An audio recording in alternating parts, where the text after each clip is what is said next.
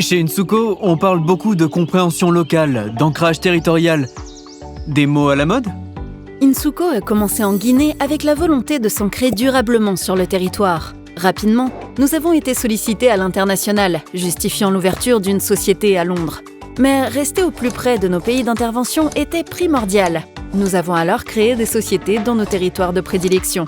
Aujourd'hui, Insuko intervient dans une quarantaine de pays, en Afrique, en Amérique et en Asie, et regroupe 120 employés et 250 contractuels.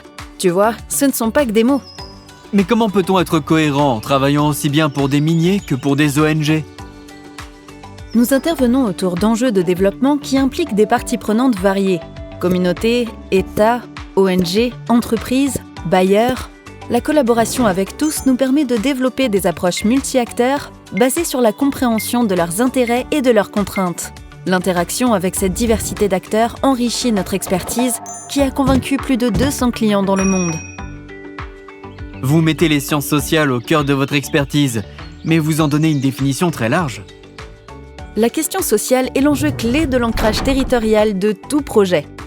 Ainsi, nous avons étendu nos interventions à des domaines dépassant la seule gestion des impacts sociaux, tels que les processus de concertation territoriale, les enquêtes de base et les études spécifiques sur leur paillage, le foncier, les migrations, la réinstallation et la restauration des moyens d'existence, la gestion digitale des données sociales, mais aussi la formation et le conseil stratégique. C'est aussi pour cela que vous travaillez sur autant de secteurs ? Oui, car le changement social est une dynamique commune de toute politique de développement. Nous travaillons ainsi également sur la gestion des ressources naturelles, où la considération des questions sociales est primordiale pour assurer la durabilité. Nous accompagnons donc des projets de secteurs aussi variés que l'aide au développement, l'extraction, l'énergie, l'agriculture, l'agro-industrie, les infrastructures, le tourisme, l'aménagement urbain et l'aménagement territorial. Vous parlez aussi de recherche. N'est-ce pas contradictoire pour un bureau d'études ? Nous avons toujours eu pour ambition de confronter nos expertises aux outils issus de la recherche.